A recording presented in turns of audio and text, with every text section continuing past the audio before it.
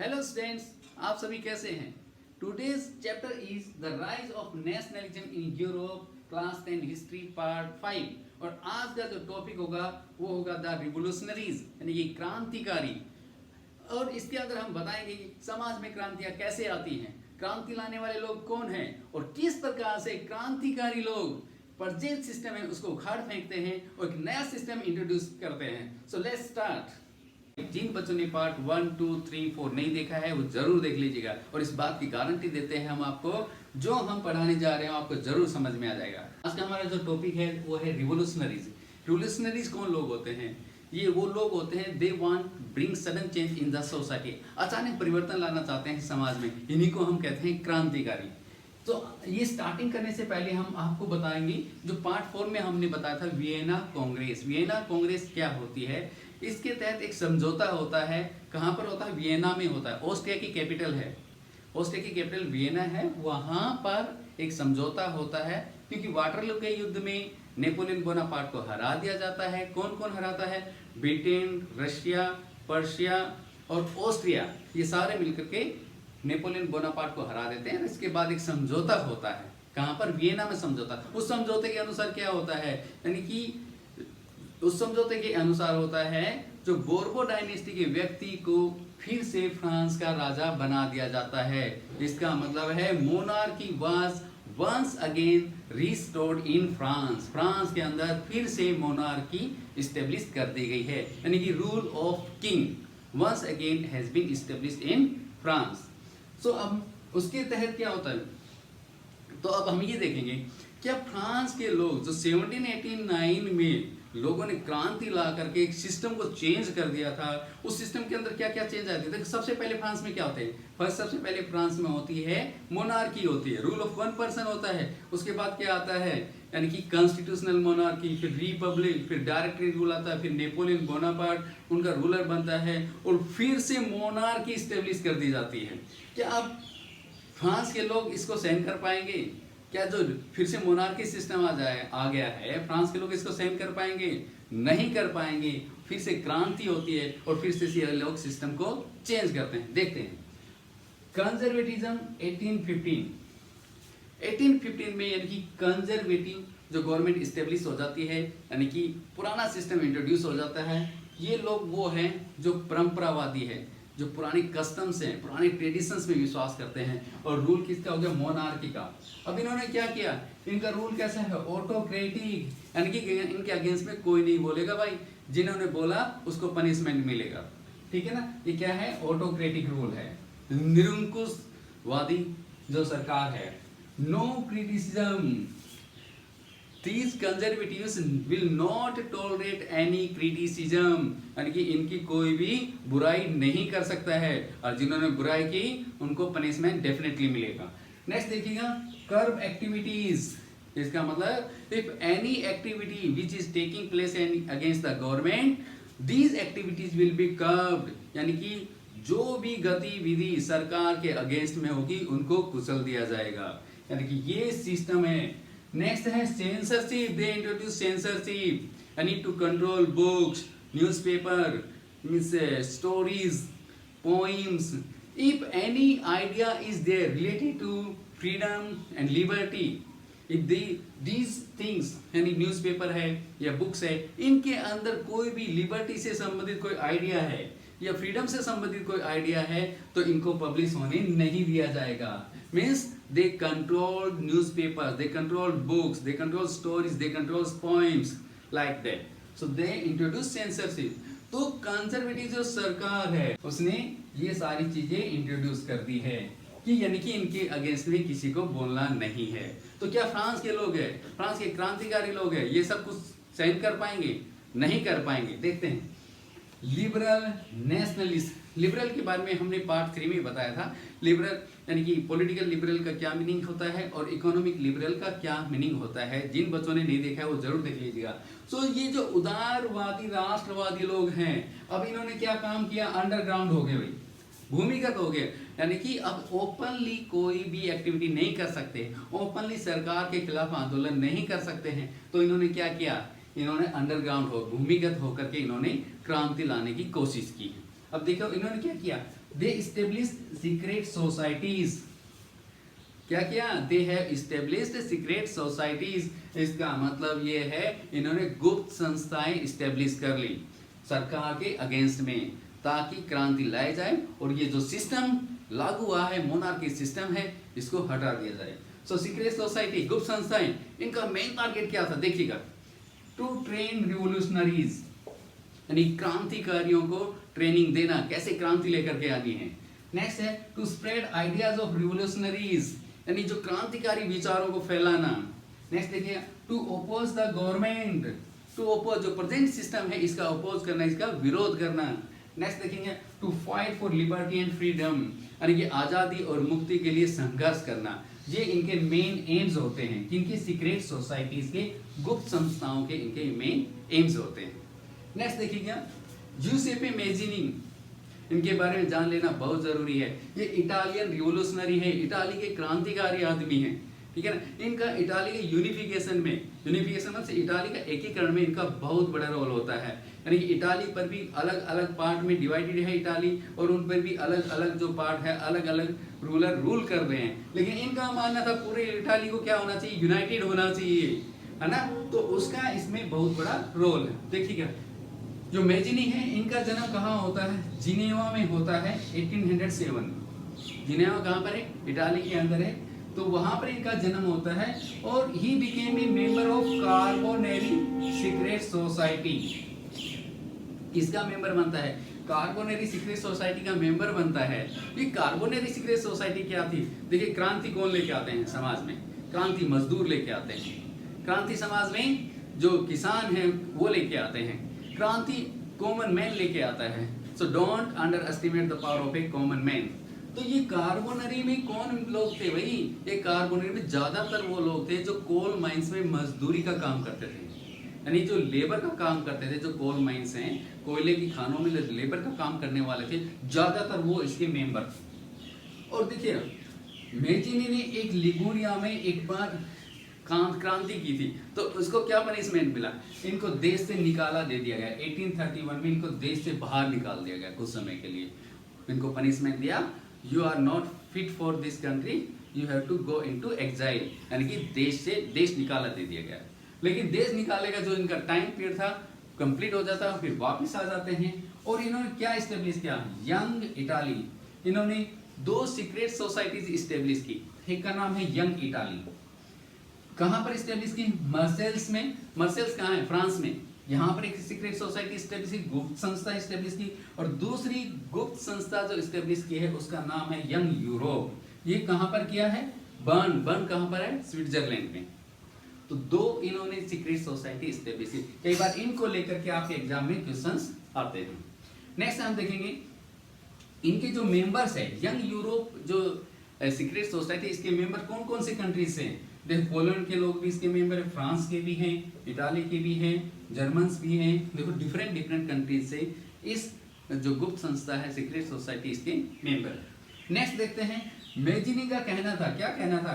God has intended nations to be natural units of mankind, यानी कि भगवान की इच्छा के अनुसार क्या होना चाहिए? यानी कि जो नेशंस है, राष्ट्र है, उनको मानव की प्राकृतिक इकाई होना चाहिए, यानी कि तो डिवीजन नहीं होना चाहिए। इनका मानना था एक पूरा राष्ट्र होना चाहिए, पूरा राष्ट्र यूनाइटेड होना चाहिए, और उस राष्ट्र में डिवीजन नहीं होना है। इसको लेकर के भी आपका एग्जाम में क्वेश्चन आता है, स्टेटमेंट आ जाती है, इसको एक्सप्लेन करना होता है। नेक्स्ट देखिए और भी सीक्रेट सोसाइटीज जो यूरोपियन कंट्रीज है उनमें स्टेब्लिश होती हैं। कौन कौन सी कंट्रीज हैं? जैसे जर्मनी है, फ्रांस है, स्विट्जरलैंड है, पोलैंड है। इनमें भी क्या है? सीक्रेट सोसाइटीज स्टेब्लिश होती हैं। और इनका विजन क्या है भाई? इनका सपना क्या है? To establish democratic republic. देखिए क्रांतिकारी लोगों का देखिए क्या विजन है ना। वो डेमोक्रेसी स्टेब्लिश करना चाहते हैं और Republic type of government establish करना चाहते हैं, लोगों की सरकार हो ऐसा सिस्टम स्टेब्लिश करना चाहते हैं। और देखिएगा ड्यूक मेटरनिक, हमने पार्ट 4 में बताया था ड्यूक मेटरनिक कौन होता है।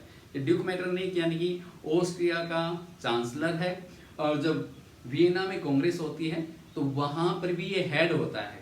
जो समझौता होता है उस समझौते के अंदर ड्यूक मेटरनिक हेड होता है। ये कई स्टेटमेंट देता है। देखो इस चैप्टर में इन्होंने कई स्टेटमेंट दिए हैं, उस स्टेटमेंट के बेस पर 1 मार्क का क्वेश्चन आपके एग्जाम में आता है।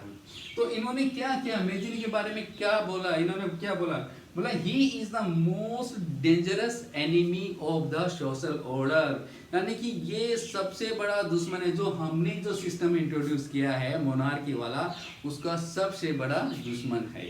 किन्होंने बोला, ड्यूक मेटरनिक ने। Next topic is the age of revolutions 1830-1848। इसे कहते हैं क्रांतियों का युग, यानी कि 1830 से लेकर 1848 तक यूरोप के काफी कंट्रीज में क्रांतियां होती हैं। तो इसमें हमने देखा, अभी अभी हमने देखा, जो कंजर्वेटिव रिजीम है, यानी कि रूढ़िवादी शासन व्यवस्था के अगेंस्ट में बहुत सारे क्रांतिकारी लोग आ गए हैं और इस शासन व्यवस्था को उखाड़ फेंकना चाहते हैं। तो इसके लिए इन्होंने, क्रांतिकारियों ने क्या किया, अभी अभी बताया था, काफी कंट्रीज में इन्होंने क्या किया है, सीक्रेट सोसाइटीज हैं, गुप्त संस्थाएं हैं, उनका निर्माण कर लिया है और इनको रिवोल्यूशनरीज को ट्रेनिंग देना शुरू कर दिया है और इनको ट्रेनिंग देना स्टार्ट कर दिया है कि किस प्रकार से क्रांति हमें समाज में लाना है। तो इस प्रकार से कहाँ कहाँ क्रांतियां होती है, देखिएगा, इटाली के अंदर क्रांति होती है, जर्मनी के अंदर होती है, ऑटोमन एम्पायर के अंदर क्रांतियां होती है, और उसके बाद आयरलैंड के अंदर होती है, पोलैंड के अंदर होती है। इतने सारे जो यूरोपियन कंट्रीज जिनमें क्रांतियां स्टार्ट हो जाती हैं।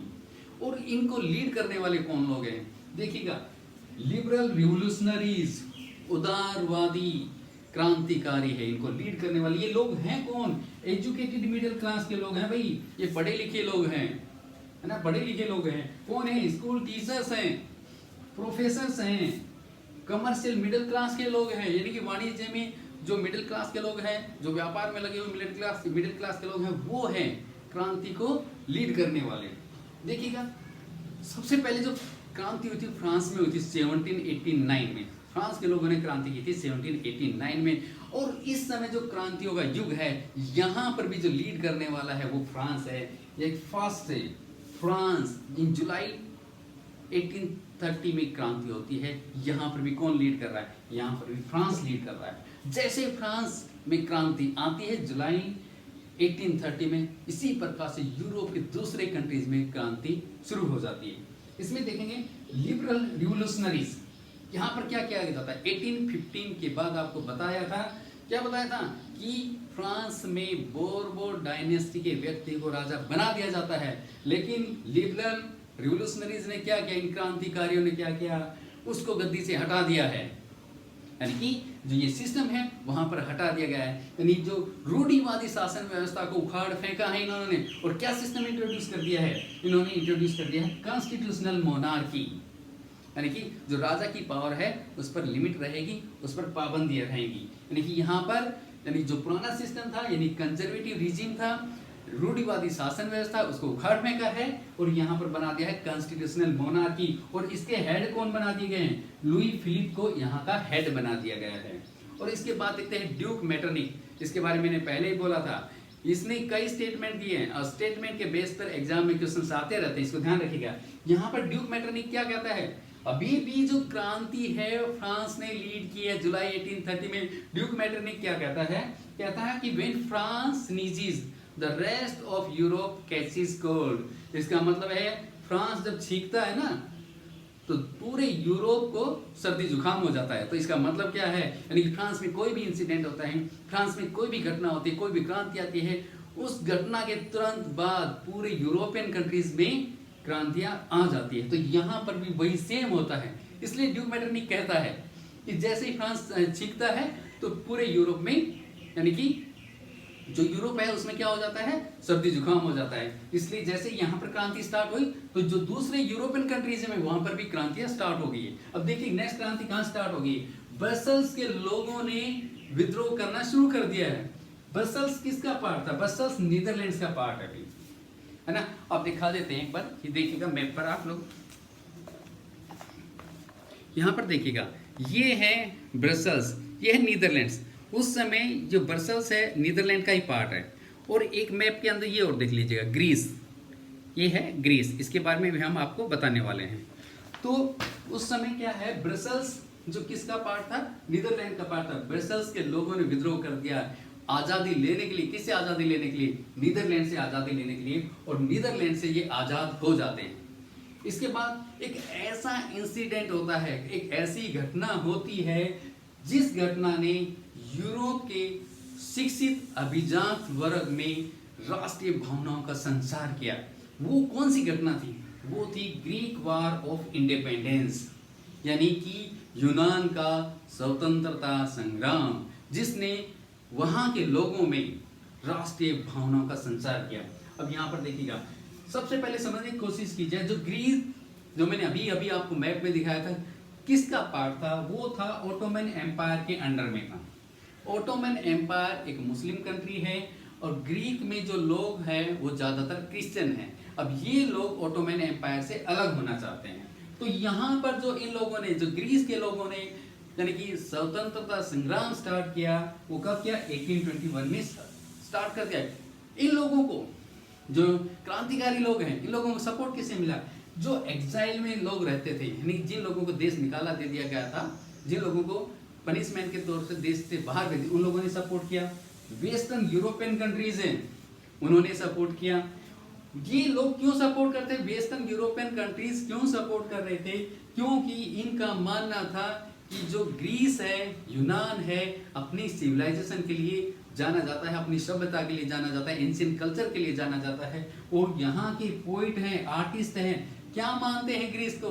ग्रीस को मानते हैं क्रेडल ऑफ यूरोपियन सिविलाइजेशन, यानी कि यूरोपियन सभ्यता का पालना मानते हैं, इसलिए इसका बहुत रिस्पेक्ट करते हैं। तो यूरोप, वेस्टर्न यूरोपियन कंट्रीज ने सपोर्ट किया, किसको?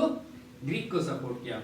और लॉर्ड बायरन एक फेमस पोइट है, लॉर्ड बायरन इंग्लिश का फेमस पोइट है, इसने भी ग्रीक वार ऑफ इंडिपेंडेंस में पार्टिसिपेट किया, लेकिन वहां पर युद्ध भी किया, लेकिन फीवर होने की वजह से 1824 में ये एक्सपायर हो जाते हैं। और लास्ट में क्रांतिकारियों को सफलता मिल जाती है और ट्रीटी ऑफ कॉन्स्टेंटिनोपल के अनुसार 1832 में ग्रीक को ऑटोमन एम्पायर से आज़ादी मिल जाती है। तो इस प्रकार से आपने क्या देखा? इस प्रकार से आपने देखा कि समाज में किस प्रकार से क्रांतियाँ आती हैं और कौन क्रांति को लेके आता है, और किस प्रकार से समाज क्या करता है, जो प्रेजेंट सिस्टम है उसको चेंज करके एक नया सिस्टम इंट्रोड्यूस करता है। So thank you very much dear students. If you really like this video, please like, share and subscribe.